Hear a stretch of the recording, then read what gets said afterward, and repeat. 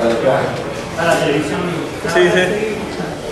Bueno, más allá de pequeño incidente que me tuvo un poquito más nervioso de lo que ya estaba, igual la verdad que estoy muy contento de poder estar acá, que me hayan aceptado la charla. Es una comunidad la que encuentro que la quiero mucho y que me siento muy cómodo, me siento como en casa, solo que sin mi mujer. Me había prometido no hacer el chiste, pero ahora que voy a trabajo bueno, mi nombre es Dan Rosenfeld y yo era el Chief Research Development Officer de KeepCon. Digo era porque el día que me avivé las siglas que formaban este compuesto título, un amigo me dijo que parecía un cerdo y dije a partir de entonces simplemente es I+D. Entonces, soy I+D de una empresa que se llama KeepCon, que para contarles lo que hace prefiero mostrarles un video de 2 minutitos que va a explicar más fácil que yo lo que hacemos. Los usuarios de Internet generan constantemente millones de comentarios e imágenes en los sitios web 2.0. Estos sitios reconocen de antemano si los contenidos recibidos son apropiados o inapropiados según sus propias políticas de moderación. KeepCon desarrolló un robot inteligente capaz de moderar automáticamente todo tipo de contenido. El robot trabaja las 24 horas del día y es capaz de decidir en tiempo real si el contenido debe ser aprobado o rechazado, clasificándolo semánticamente. Contamos con una excelente capacidad de reconocimiento tanto de una palabra como de estructuras sintácticas dentro del contenido a moderar. La tecnología semántica funciona para múltiples idiomas. Podemos comprender las palabras formalmente conjugadas, como así también las deformadas por errores de tipeo o deformaciones voluntarias empleadas para evitar filtros de moderación. Nuestros algoritmos son capaces de reconocer más de 38 millones de combinaciones posibles de una sola palabra. El robot es capaz de procesar el contenido de los links expresados dentro de los comentarios aplicando las mismas reglas de moderación. Una vez reconocidas las palabras, aplicamos tecnología semántica para comprender y clasificar los contenidos según las reglas de moderación de nuestros clientes. El robot trabaja a distintos niveles lingüísticos con el objetivo de poner en contexto los términos y establecer una clasificación acertada. El robot cuenta con algoritmos digitales de reconocimiento de imágenes permitiéndonos conocer el contenido y las características técnicas de formato de las imágenes. El robot aplica el mismo análisis sobre los cuadros descomprimidos de un video. KeepCon acompaña el crecimiento de los volúmenes de contenido generados por usuarios gracias a las capacidades de procesamiento paralelo e escalables en tiempo real. Cuando el robot no logra tomar una decisión de moderación automática, KeepCon lo complementa con un equipo especial de moderadores. Contamos con un equipo multilingüe con experiencia, preparado para moderar cualquier tipo de comunidad las 24 horas del día. La plataforma de KeepCon es superior, utiliza técnicas de psicología cognitiva, lo que acelera la productividad y garantiza la calidad de las decisiones de los moderadores que son monitoreados constantemente. En síntesis, los contenidos recibidos son moderados automática o manualmente, complementándose en un servicio integral que funciona de manera eficiente y efectiva. KeepCon detecta. Bueno, se entendió más o menos lo que hacemos. Hacemos moderación de contenidos subidos a la web. Digamos, nuestros clientes, tenemos variedad de clientes, de distinta índole, y cada uno pide cosas diferentes porque lo que piden son las reglas que cada sitio permite o no el contenido público. Nosotros nos encargamos de verificar. Las cosas básicas que piden los clientes son insultos, detectar insultos, pedofilia, algunos favorecerlos. Tenemos el sitio de Real Madrid, así que ahí dejan algunos cuantos insultos que pasen, sobre todo si son a Messi. Pero pedofilia, terrorismo, pornografía, eso es como parte del paquete básico de servicios que ofrecemos a nuestros clientes. Ahora tenemos clientes con algunas particularidades. Por ejemplo, tenemos varios sitios de e-commerce, servicios clasificados, y ahí, por ejemplo, tenemos que prohibir intercambio de información de contacto, tráfico de órganos, de drogas, algunas drogas que trabajamos, tráfico de títulos universitarios, etcétera, etcétera. Animales en extinción. Tenemos algunos medios de comunicación, canales, periódicos, que tenemos que moderar los contenidos contenidos, no los contenidos, son los comentarios. Ahí nos piden, por ejemplo, que moderemos, que no permitamos que insulten a los directores o a algunos periodistas. Pero sí a los políticos. A los políticos también, pero, por ejemplo, tenemos un par de medios que nos prohibieron, o pidieron que filtremos toda mención a la palabra hijos, nietos o señora. Comunidades online, tenemos, por ejemplo, comunidades de adolescentes, y un cliente particular nos pidió que detectemos, porque están obligados a denunciar a no sé qué organización, cualquier indicio de intento de suicidio o de depresión. Ese tipo de cosas nosotros tenemos que poder entender el texto para poder informarlos, filtrarlos o hacer algo con eso. Para poder hacer eso, tenemos un robotito, que es el que vimos antes, lo complementamos con moderación manual, pero ahora vamos a hablar de la parte tecnológica, que le llamamos Q, por Content Understanding Engine, porque básicamente lo que necesitamos es algo que entienda los contenidos. Los contenidos pueden ser texto, que son la gran mayoría, pero también imágenes, audio y video. Entonces, ¿qué es moderar? Moderar tiene dos partes bastante claras. Primero, entender de qué se trata y entenderlo de una manera neutral. Los insultos no son necesariamente malos, depende de si el cliente los quiere o no. Entonces, primero comprendemos de la mejor manera que podamos lo que es el lenguaje natural, que es algo muy, muy difícil, para después tomar una decisión de clasificación, ¿no? En el caso de moderación clásica, la decisión es aprobar, rechazar, y para el robot en particular hay una tercera decisión posible, que es mandar a moderación manual. Es decir, no tengo suficiente evidencia para tomar una decisión segura, lo mando a moderación manual. ¿Está bien? Podría haber otras clasificaciones, como por ejemplo positivo, negativo, neutro. Moderamos opiniones de Twitch, por ejemplo, sobre políticos, y la clasificación no es aprobar o rechazar, dejamos pasar todo, pero sí clasificamos si la opinión es positiva, negativa o neutra. Veamos un poco lo que es comprender texto. Esto es un ejemplo real, texto en internet. Lo que podemos ver es que los textos no son confiables.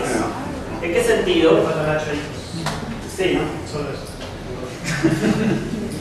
Con esto está perfecto. No podemos confiar en que esté bien escrito, no podemos confiar en que haya mayúsculas, no podemos confiar en que haya acentos, signos de puntuación, de pregunta, no podemos confiar. Y no podemos confiar en español, en portugués y en inglés. O sea, son los tres idiomas que manejamos hasta ahora y lo tenemos que manejar con suma desconfianza. Pero veamos cómo trabajaríamos un texto supuestamente bien escrito. Lo primero que uno piensa es, bueno, voy recorriendo las palabras y tengo un diccionario con toda la metadata, la información, la semántica de la palabra, todo lo que necesite, uno por uno, y lo voy buscando. Primer problema, Shakira no va a estar en un diccionario común, sino que hay que empezar a enriquecer ese diccionario, que nosotros llamamos ontología, con un conocimiento del mundo, ¿no? Con nombres propios, con lugares, con fechas, con grupos de música, con lo que sea. Pero esto es más o menos fácil. Tenemos gente, lo vamos subiendo, tomamos de Freebase, de Wikipedia, de lo que sea.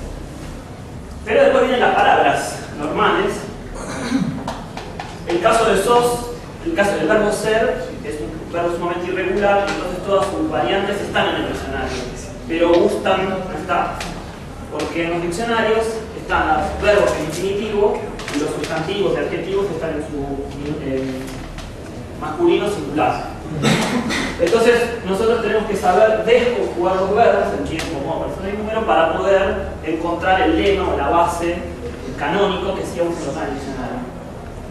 Lo mismo nos pasa con los femeninos, con los plurales, y todo esto es modelar las flexiones del lenguaje, modelarlas con objetos, y para poder entender.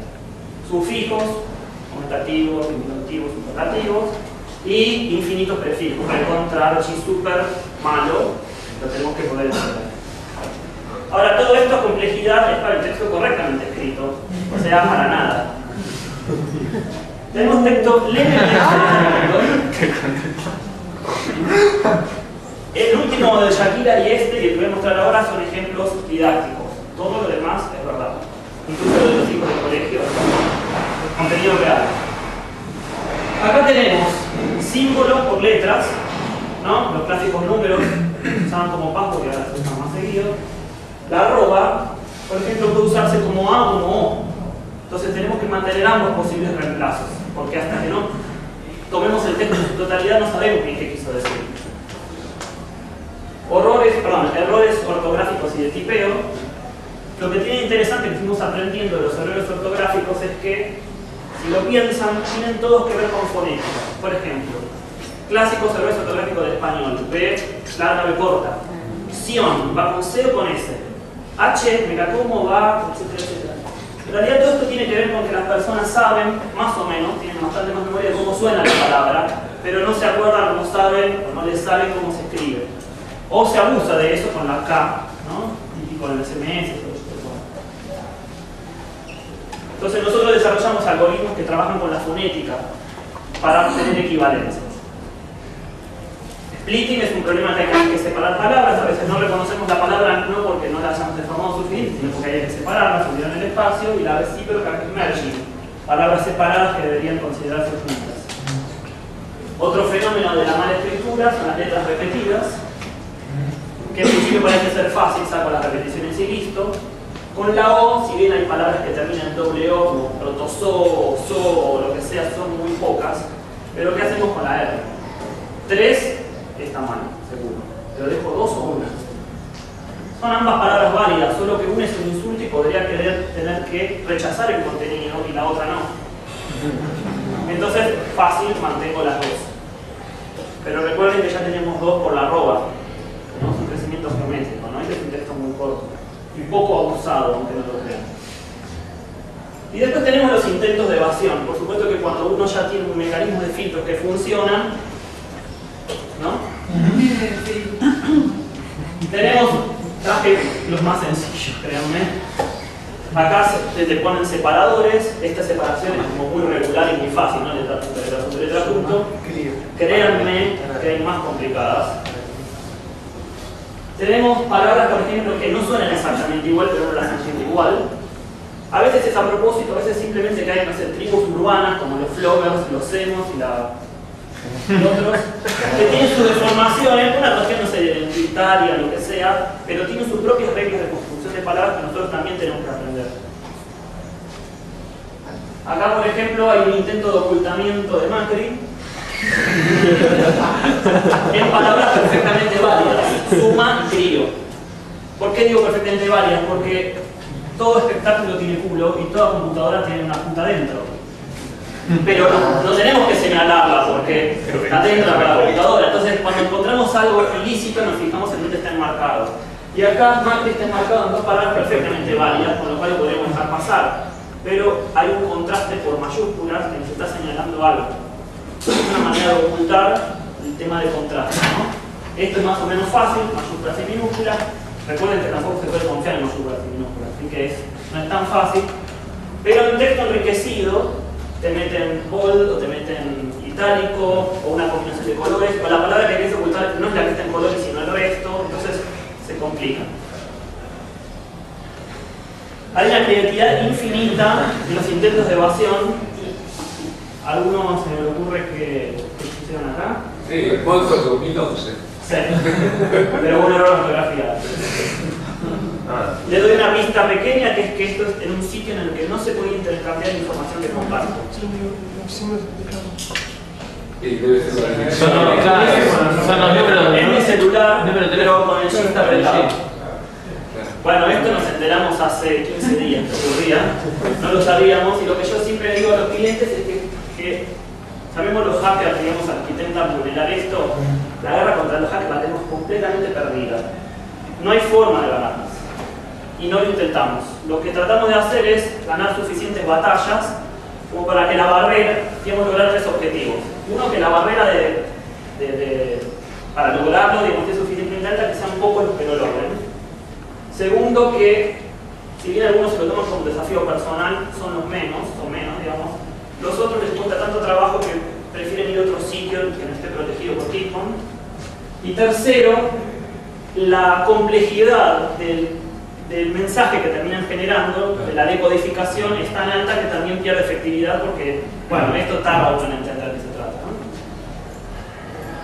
Para que se den una idea cuantitativa, una palabra como estúpido puede tener más de 38 millones de deformaciones, en realidad matemáticamente son infinitas, como uno podría escribir estúpido con now, con 2O, con 3O, con las que quiera. Estoy hablando dentro de lo razonable. Es enorme la variedad que tenemos por cada palabra que tenemos que poder reconocer. Y eso lo hacemos. Además de palabras, tenemos otras cosas que detectar, como nosotros bautizamos de tecladismo el traza. Los emoticones, que parecen una pavada, pero la cuestión es que cuando hacemos análisis no simplemente de moderación, de rechazo o aprobación, sino de si algo es positivo o negativo, esto juega, ¿no? Lo que se llama sentiment analysis o opinion mining. ASCII art. Casi todos los conceptos que hay en Marta me los probó, ¿no? Voy a hablar de gramática, voy a hablar de semántica, pero bueno, es muy rápido. Vieron que su PowerPoint está todo hecho en texto así nomás, así que lo hizo más fácil. ASCII es una forma, además de programar dibujos de TCP/IP, de meter pornografía en un campo de texto sin que sea fácil detectarlo. Esto es un caso real. Bueno, risas y otros elementos que juegan.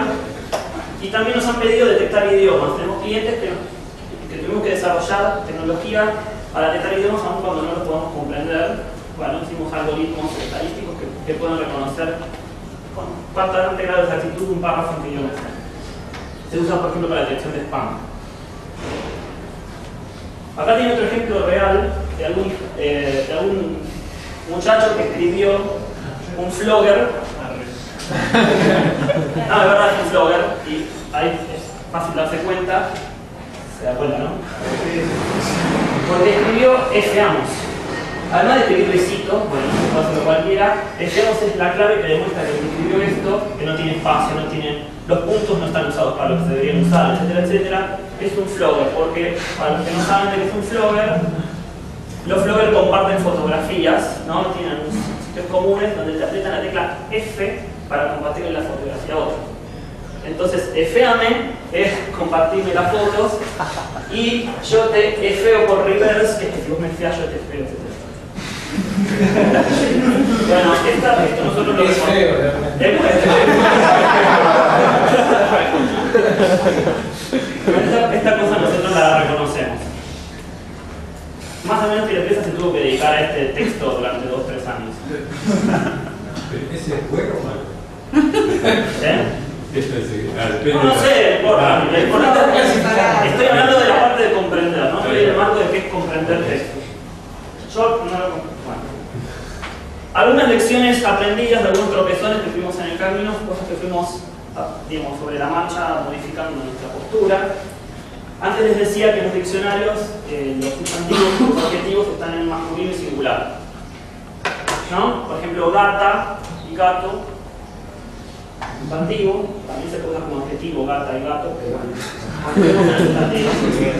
entonces, ¿qué hacemos? Cuando viene una palabra, no sé, estúpida, tenemos una regla que le saca la A, le agrega una O y entonces busca en el diccionario y lo encuentra.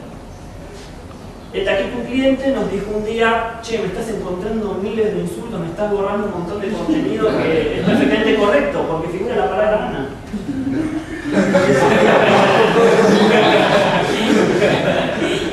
Ahí aprendimos que hay una diferencia entre sustantivos y adjetivos. Existe estúpida, existe estúpido, pero no existe coda, no existe pizarrona o meso. Entonces los sustantivos, gato, es real, gato es el ejemplo que pensamos, pero hay una excepción. Y la regla es que los sustantivos no cambian el género, pero los adjetivos sí. Esta tropezón fue interesante, va a parecer muy verosímil, muy traído de los pelos, pero es absolutamente real, es algo que ocurrió. Con esto les quiero mostrar un poco cómo es que desarrollamos, cómo es que tratamos de reconocer las palabras. Lo primero lógico es que viene una palabra y vamos al diccionario a ver si está, porque por rara que sea puede ser una sigla, o sea, algo raro puede estar en el diccionario, así que vamos a la búsqueda literal. Si lo encontramos, listo. Si no lo encontramos, empezamos a aplicar deformaciones o transformaciones a la palabra y volvemos a buscar cada vez. Esta palabra no estaba en el diccionario, esto ocurrió hace un año y pico más o menos. Entonces la primera regla lógica es quitarle las repeticiones. PS tampoco lo encontramos en el diccionario, entonces decimos, bueno, clásica flexión del plural. Hay una regla que es que saca la S y no agrega nada y vemos. Entonces llegamos a la P. La P podría haber sido reconocida porque todas las letras están en el diccionario, son sustantivos y están.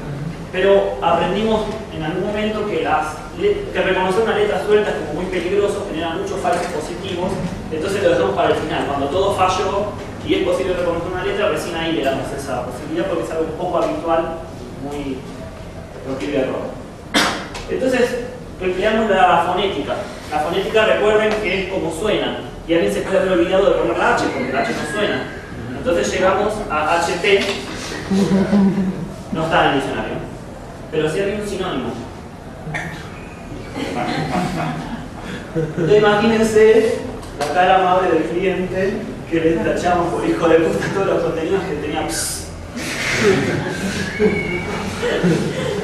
Bueno, lección aprendida, varias cosas, esto ya no es para nada así, pero HP es una sigla y las siglas no tienen pronunciación. No hay que trabajarla fonéticamente. Entonces, cuando uno define que HP es una sigla, lo tiene que definir que es un literal y no juegan alguna de las reglas, ¿no? Todo esto que estuve hablando hasta ahora de las deformaciones de las palabras tiene que ver con una parte de la lingüística que la profesora ya no habló y me la dejó a mí, que es la morfología, que es cómo se compone una palabra. La palabra se compone de morfemas, que son pedacitos más pequeños que la palabra y que son los que aportan significado. La palabra googleadora se puede partir así, donde Google es el morfema más fuerte, el que carga mayor significado, ¿no? El que tiñe a toda la palabra. Es un sustantivo, nombre propio, y con googlea ya se forma un verbo. También se deforma, la palabra se deriva, en realidad se dice, se forma el verbo que es googlea, alguien googlea. Con dor llegamos al adjetivo googleador, es decir, alguien que hace algo relacionado con Google, y la A y la S final son derivaciones de número de dirección. Todo eso tenemos que modelarlos, obviamente con objetos, para que funcione. Por arriba de la capa de morfología está la capa que se llama sintaxis, que tiene que ver ya no con la palabra, sino con la estructura que forman las palabras, ¿no? Es un nivel de abstracción superior. Acá tenemos una oración cuyas palabras están perfectamente formadas morfológico, ortográfica, lexicográficamente, pero igual no tiene ningún sentido, básicamente porque no tiene un orden razonable en español. ¿Para qué necesitamos la sintaxis? Veamos este ejemplo. En este ejemplo, que es en un sitio de clasificados, que no se puede vender armas, la palabra arma, ¿no? Es la que nos da la indicación de que tenemos que rechazar. En cambio acá la palabra arma es inocua. ¿Qué diferencia ven entre las dos apariciones de arma? Exactamente. Sí. Está usado como sustantivo, está prohibido, como verbo está permitido en este caso, y la única manera de darse cuenta es analizar la estructura completa, no nos alcanza con toda la palabra sola. Otro ejemplo de sintaxis es este. En este caso, la palabra es la misma, tiene la misma función sintáctica, es un adjetivo con carga negativa. ¿Por qué habría que rechazar un caso y el otro no? Insulto versus un elogio. ¿Cómo? Un insulto versus un elogio. Pero ¿cómo sabes que es un elogio? Encuentro la palabra puta que tiene carga negativa, ¿por qué no rechazar? Y por el orden ahí, claro. No es tanto por eso, bueno, tiene que ver el orden, pero básicamente que de puta madre es una expresión coloquial que forma en realidad, son tres palabras, pero forman un átomo, digamos, de alguna manera, que es indivisible. Más vale pájaro humano que 100 volando, yo no lo puedo descomponer en sus partes, ¿no? Por ejemplo, hay un ejemplo en inglés clásico que es kick the bucket, que es patear el balde, pero significa morir. Entonces, hay expresiones que hay que tomarlas en su conjunto y eso no nos cuenta por las estructuras, digamos, primero hay que conocer esas expresiones, pero además la estructura sintáctica es la que no tiene. Por encima de la capa de sintaxis está la capa semántica. Acá tenemos una oración que está perfectamente escrita cada palabra. La estructura sintáctica es absolutamente correcta, pero no tiene ningún sentido. Y la falta de sentido está dada por las palabras que están usadas y qué acompañamiento pueden o no tener en base a su semántica, en base a su significado. Salvo en un contexto poético, digamos, que revienta todo lo que tenemos, obviamente, pero sacando el contexto poético, lírico, las latas no descansan, y si lo hacen, digamos, no descansan algo más, no se descansa algo, entonces las latas descansan casas verdes no funcionan. ¿Para qué nos sirve la semántica? En este ejemplo tenemos, esto no es para rechazo o aprobación, sino es una connotación positiva, una connotación negativa, las dos para la misma palabra mal, escrita con la misma estructura sintáctica y la misma todo. ¿Cómo nos damos cuenta que un mal está mal y que un mal no está mal? Tan rápido no me contestan. Por el significado de los verbos. Le preguntamos a alguien. También hay una... En algún momento llega que hay que preguntarle a alguien. Sí, los lingüistas, pero no te conviene preguntar. No, a un mono trae la compu. Si su mono lo va a entender. Pero los dos son verbos. No, por el significado del verbo. ¿Qué pasa? Hay verbos que admiten ciertas compañías y otros que no. Entonces, gustar es un verbo que ya tiene una connotación positiva y que, digamos, sobre todo en una oración tan breve, no sin ironías y sin cosas muy retorcidas, en un ejemplo simple, gustar ya tiene una connotación positiva y a lo sumo espera alguien que lo aumente o que la disminuya un poco, pero no que diga absolutamente lo contrario. Entonces, de los varios sentidos de mal, acá tenemos que tomar el que es positivo. En cambio, pasarla es un verbo neutro, digamos, en el significado de cómo la pasé, no en el significado de pasar por arriba algo. Entonces, si yo digo la pasé a secas, falta de info. Se está esperando que algo termine de cerrar el significado, y entonces mal, sin duda, es negativo. Hasta ahí es un recorrido de lo que es comprender un texto, pero de manera más o menos neutral. Entender qué quiso decir, qué significado quiso poner. La otra parte de la moderación es la clasificación, es decir, bueno, ¿qué hago con esto que entendí? Hay dos grandes variantes de clasificación. Esta división se da mucho en computación, en ciencia de la computación. Es la clasificación por reglas, o explícita, o también llamada simbólica, y la clasificación absolutamente en la que hay, perdón, las reglas son generadas por humanos, ¿no? En general. Y la otra área, la otra rama es la clasificación meramente estadística, no simbólica, donde no queda claro por qué se tomó una decisión, sino simplemente se haber recopilado cantidades de información estadística. Vamos a ver la primera. La clasificación por reglas en moderación básicamente es reglas que ante tal condición aprueban automáticamente, ante tales reglas que ante tal condición rechazan automáticamente, y reglas que ante ciertas condiciones mandan a moderación manual con alguna sugerencia, quizás porque no tenemos suficiente evidencia para aprobar o rechazar, pero algo encontramos, o a veces no encontramos nada. Este es un extractito de nuestra interfaz de usuario. Los moderadores humanos reciben, por ejemplo, estos son dos contenidos de rechazo distintos, ¿no? Y según lo que el robot encontró, se sugiere con este leer que se juegue por este y no por este. Pero no se automatizó, o sea, no tiene suficiente certeza. Entonces después el moderador toma su decisión y lo que hacemos a posteriori es un análisis de divergencia entre las sugerencias que se hicieron y qué reglas, porque hay varias reglas que pueden disparar la misma sugerencia. ¿Qué correlación encontramos entre las reglas que dispararon cosas y la decisión final que se tomó? Y si encontramos que alguna de esas reglas es muy efectiva y coincide mucho con la decisión humana, la automatizamos.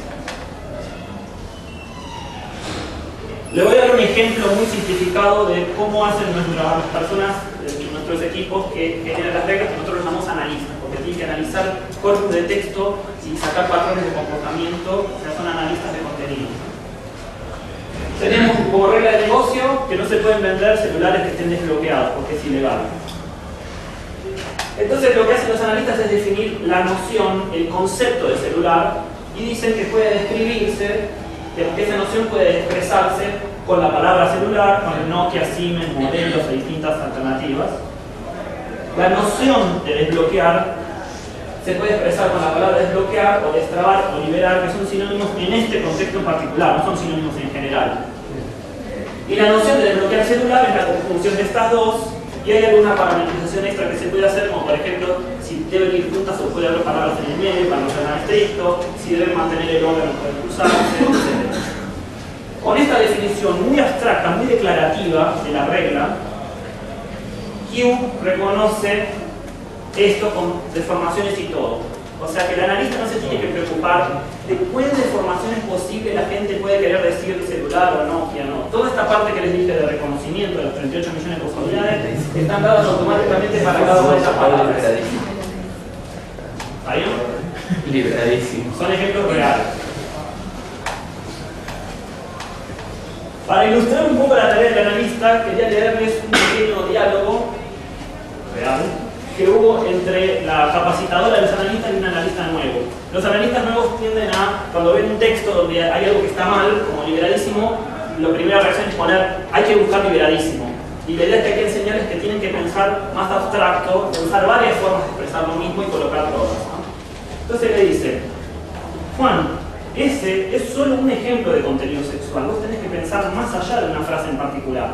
La frase te la pongo, también la van a escribir como te la meto, te la enchufo, te la clavo. Se te echo cualquier verbo que denote insertar en un espacio sonará sexual. Te la coloco, te la acomodo, etc. Quiero que no den el espíritu científico. La otra rama que les decía, que es no la de clasificación por reglas, sino la de estadística, nosotros usamos, hay muchas formas, nosotros usamos algoritmos de Machine Learning.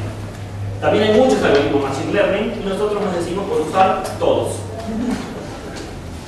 La base de todos los algoritmos de Machine Learning es estadística. Básicamente alimentamos a la computadora, una especie de computadora, ¿no? Parece.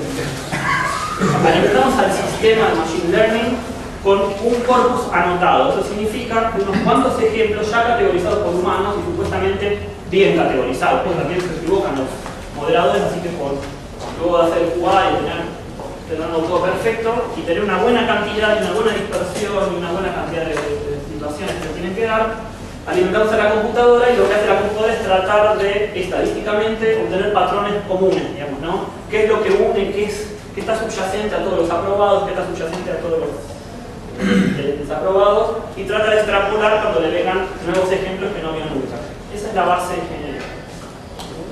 Para que esto funcione bien, entre tantas condiciones, se necesita un buen feature selector. Feature selector es una parte de todo esto que lo que hace es separar la paja del trigo.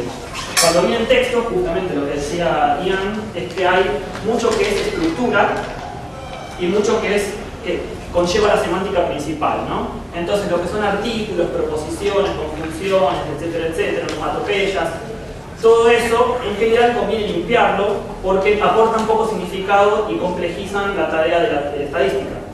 Entonces nosotros tenemos algoritmos que sacan lo que no va, pero gracias a nuestros, hasta acá llegan en general todos los papers, digamos, sobre esto, pero nosotros tenemos Q, que es el que reconoce y el que se da cuenta que una palabra escrita así, WhatsApp, en realidad es la misma palabra.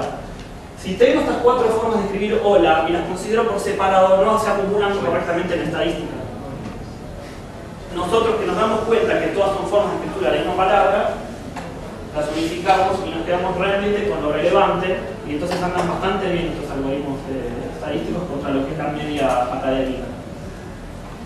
Partiendo de la base de que en general los trabajos académicos trabajan sobre texto bien escrito, revistas, journal, lo que sea, y nosotros trabajamos con la peor basura. Así que es un doble orgullo llegar a los mismos estándares. Pero yo no creo en el antagonismo de las dos estrategias, de las dos, digamos, grandes ramas, y creo que hay que tomar lo mejor al mundo, que es lo que tratamos de hacer. Ahora, ¿cómo? Todavía lo estamos explorando, estamos averiguando, investigando, experimentando, no sabemos todavía cómo está. Lo que sí sabemos que lo que primero tenemos que hacer para tomar una decisión informada es analizar lo que sucede en la realidad. Entonces alimentamos con los mismos corpus a los dos, digamos, a los algoritmos por reglas y algoritmos estadísticos, y también lo trabajamos manualmente en los mismos textos y tratamos de analizar lo mismo que antes, un análisis de divergencia, a ver qué es más fuerte en cada uno. Piensen de nuevo que no es solo aprobar o rechazar, antes les mostré que había varios posibles motivos de rechazo. Entonces quizás en algún motivo de rechazo particular es más fuerte el estadístico o alguno de los algoritmos estadísticos, en otro, entonces tratamos de cruzar todo y aprender qué es lo mejor para cada cliente, ¿no? Porque tiene contextos distintos, etc. Y después de eso tratamos, bueno, de combinarlas usando en producción, en el real, ambos algoritmos, y en base a lo que aprendimos acá, usamos un árbitro, digamos, con distintas estrategias que toman la decisión de a qué le vamos a hacer caso. Hasta acá, un panorama de lo que hacemos con texto.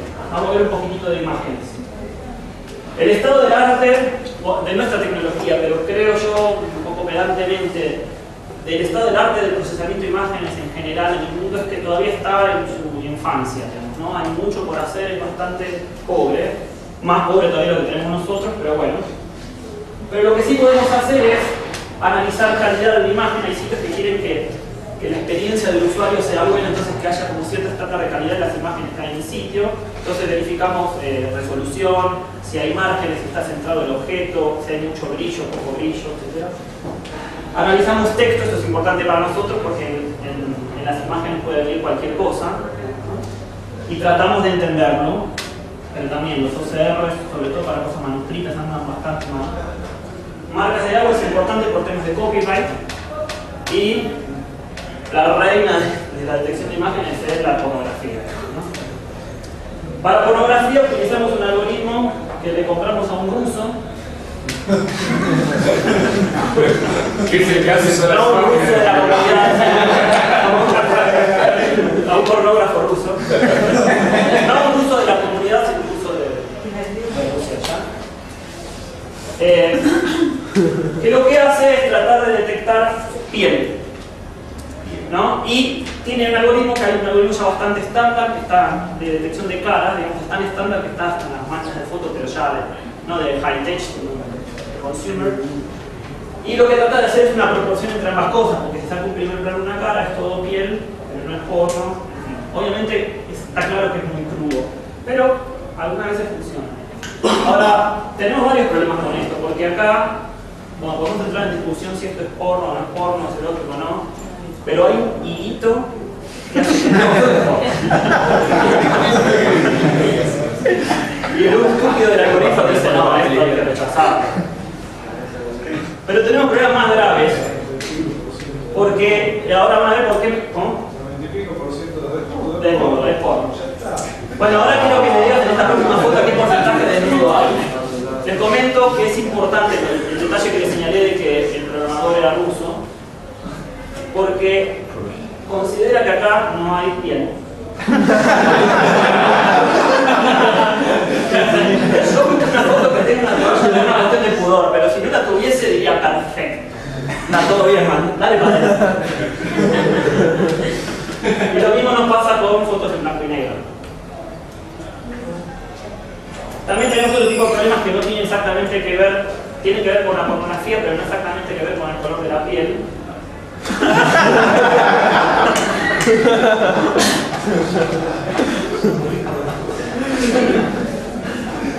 Bueno, y eso es un poco en cuanto a imágenes. Quería hablarles un poquito de la empresa, algunas 2 o 3 anécdotas más y cierro ya. Keycon empezó hace 3 años, efectivamente de la nada, sin inversión, o sea, con el propio esfuerzo de 4 socios que somos. Empezó en la casa de mi hermano, que David no tenía laburo. Y ahora... El garage, supongo. Pongamos que sí, la tenía bastante con un garage la casa. Y ahora somos, bueno, un poco exagerando los 80 porque estamos contemplando los moderadores, hay moderadores que tienen teléfonos muy pequeños, pero bueno, gente que depende de nosotros ya somos 80. Y tenemos varios clientes y varios premios, no solo a nivel empresa, sino a nivel tecnología también, ¿no? Premios algunos internacionales. Igual, Keycon es una empresa rara, no es una empresa tradicional, pasa cosas extrañas, como el mail que les leí y uno que les quiero leer ahora. Este mail es un intercambio entre una de nuestras analistas y un cliente. La idea es que le está diciendo, está tratando de acordar con un cliente qué palabras hay que rechazar automáticamente y cuáles van a moderación manual. O sea, tienen alguna carga peligrosa, pero no nos podemos definir. Entonces dice, Javier, ¿cómo le va? Nosotros le pedimos a nuestros analistas que sean muy serios en su conversación con el cliente, ¿no? Seriedad de todo. Javier, ¿cómo le va? Como conversamos previamente, sometemos a su consideración este listado que representa la decisión a tomar por cada palabra. Para rechazo automático sugerimos hijo de puta, guasca y conchudo. En cambio yo sugiero mandar a moderación manual mierda, cagada, pelotudo y boludo. El cliente nos responde: buen día, Agustina.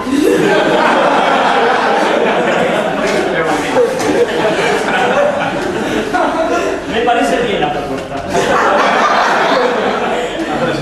Solo pasaría pelotudo, rechazo automático.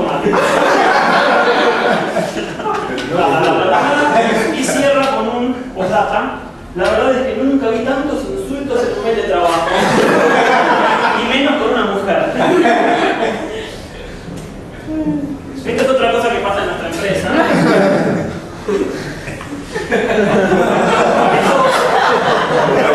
Luego un fenómeno extraño es que los programadores y los testers y los jefes, los gerentes quieran ser moderadores. Incluso hay rumores que dicen que este es el motivo por lo que los 4 socios fundamos la empresa. Para cerrar, digamos, lo que nosotros queremos hacer es hacer una empresa seria, global, pero basada en la Argentina y con la máxima tecnología y calidad posible. Nuestro sueño es convertir desde acá hacia afuera, hacia todo el mundo, y sin sentirnos menos que nadie. Y bueno, eso es lo que estamos tratando de lograr y por ahora vamos bien.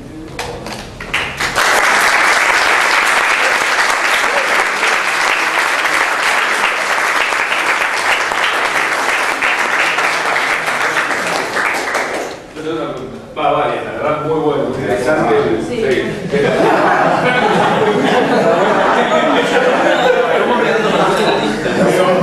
A ver, estimado presentador, tengo una pregunta de pregunta. Bueno, no, lo que me gustaría saber desde el punto de vista técnico, quizás no a nivel diseño ni nada, sino a nivel por ahí metodológico, cómo resuelven todo este problema de hacer que el software sea consistente y lo puedan hacer evolucionar, porque parece que además es un negocio que va evolucionando muy rápido, con nuevas reglas. ¿Qué tienen? ¿Hacer algo tipo TD? ¿Cómo hacen? ¿Cómo va? ¿Hay algo para comentar de eso? ¿De cómo desarrollan ese nivel? Sí,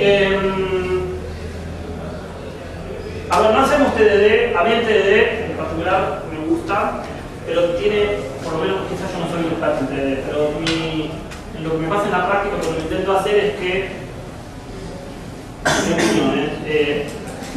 es necesario conocer el dominio, un poco del dominio antes de plantear el test.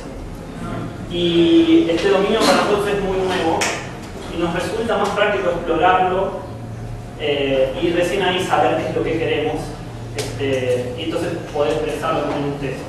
Sí, cuando hay partes que uno ya sabe, bueno, quiero esto, entonces sí, empezamos test, empezamos bastante unit testing.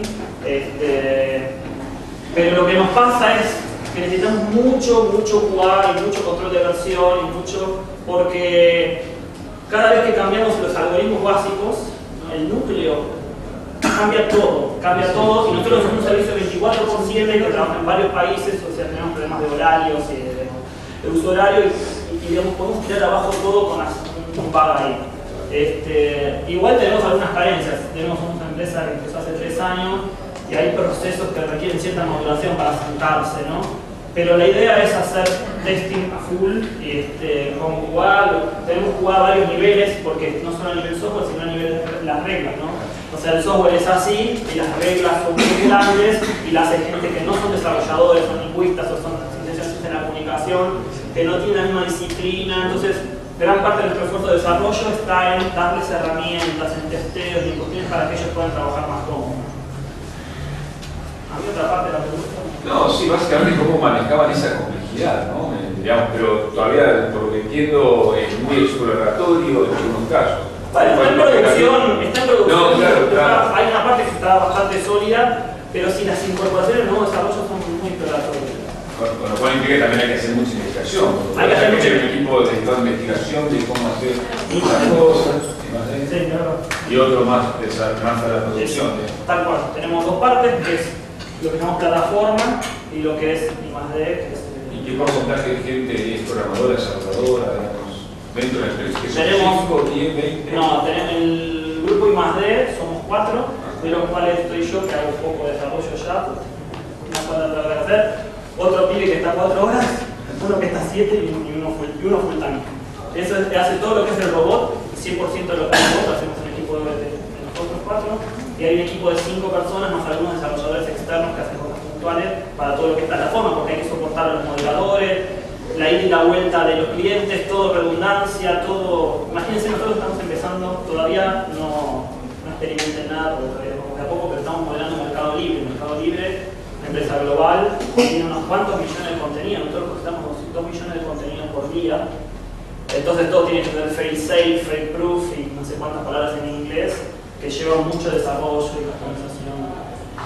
Gerardo, Sí, ¿qué parte? Bueno, ahora ya dijiste dos cosas. El robot, ¿cómo lo llamás? Que es el Q, ¿no? El Q, y el soporte para toda la gente.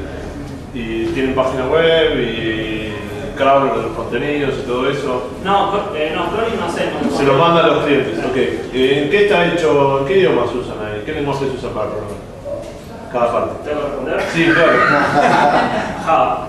¿Sí? Salvo unas partes que son las partes exploratorias que están hechas en Dolphin. En Dolphin, ok. Sí. Hay muchas otras partes que no comenté acá que son interesantes, pero algo me tenía que reservar para la charla que viene. ¿Qué mecanismos usan para controlar a los moderadores? Porque los moderadores de alguna manera realimentan el sistema, digamos, y potencialmente podrían introducir cosas que estén mal, ¿no? No, a ver. Parcialmente entiendo lo que decís. No son los mismos los moderadores que los analistas. Los moderadores trabajan con contenido y teóricamente no influyen para nada en el robot, salvo por las decisiones que tomen y que después son revisadas, pero no meten palabras. Lo que sí tenemos... Bueno, pero responden de alguna manera a sugerencias. No sé si te entiendo. Deciden si es positivo o negativo en caso de conflicto. Eso sí, según pero lo no que introduce- entendimos, vos después por eso haces un análisis de diversidad. Pero lo que veo con ese análisis es si mis reglas funcionan o no. Confiando en que el pero, humano era claro, mejor. pero no introducen reglas nuevas. Pero es manual, ¿no?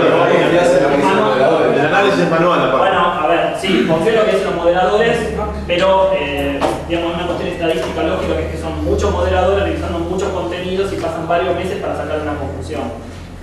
Igual esas reglas las terminamos introduciendo a mano, o sea, mejor dicho, voy de nuevo. Las reglas fueron previamente introducidas a mano por un analista, pues no es un moderador, es alguien que es un experto en introducir las reglas, que ya verificó con lotes reales del cliente si eso funciona o no. Y lo único que estamos midiendo es la efectividad de la sugerencia, pero no hay mucho más que crear, es funcionó o no funcionó.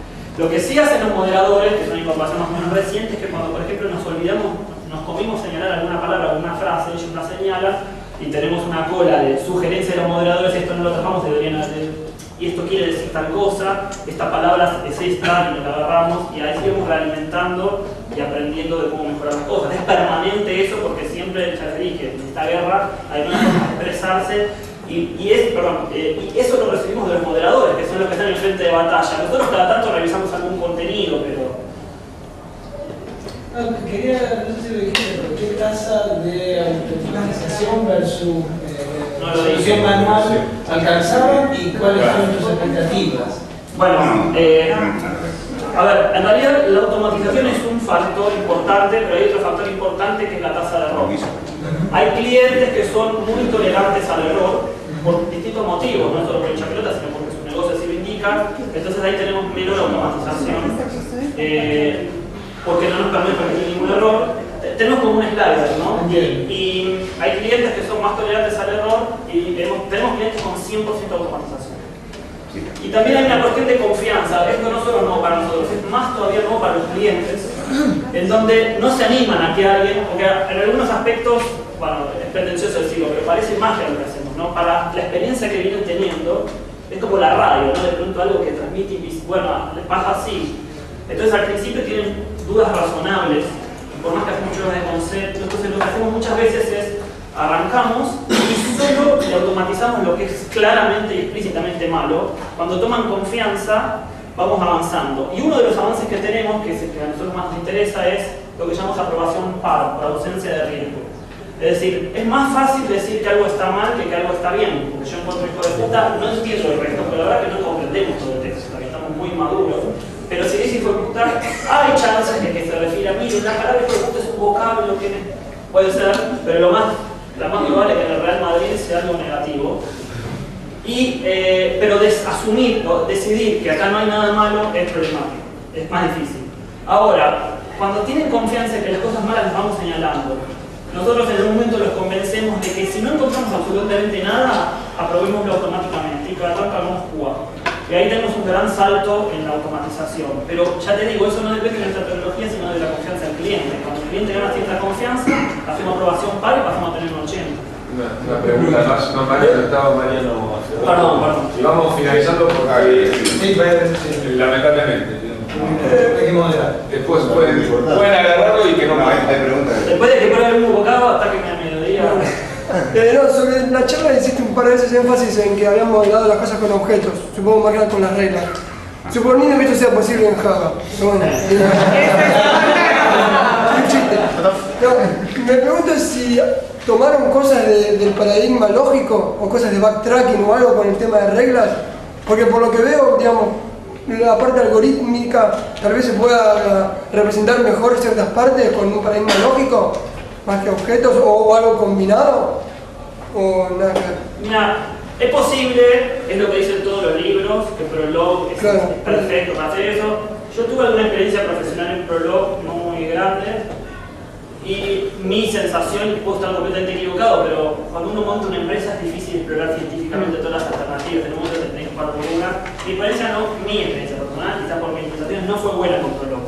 Prolog calza cuando todo calza, pero cuando tenés que empezar a salirte, quizás por error, pero no te cuadra y no sabes cómo hacerlo, tenés que empezar a hacer algunos engendros que desnaturalizan. Y la verdad que, no sé, yo tengo esto que es en Java, pero tengo experiencia en Molto, en objetos de hace muchos años, y a mí me resulta natural hacerlo.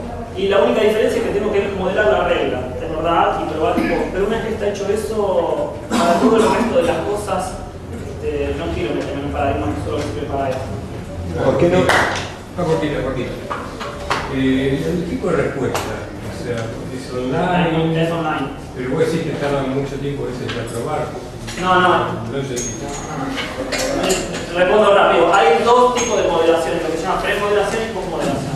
Hay sitios que por sus características primero publican y después nos mandan a nosotros y entonces tenemos más tiempo para decir no, sacalo. Hay clientes que tienen premodelación, que es que primero el tipo manda algo, nos mandan, nos analizamos el problema. Hay tipo de respuesta que tiene que ser muy rápido y el robot da. El tema es que ahí te tenés que bancar errores, al no haber modelación manual, tenés que tolerar eso. Amigo,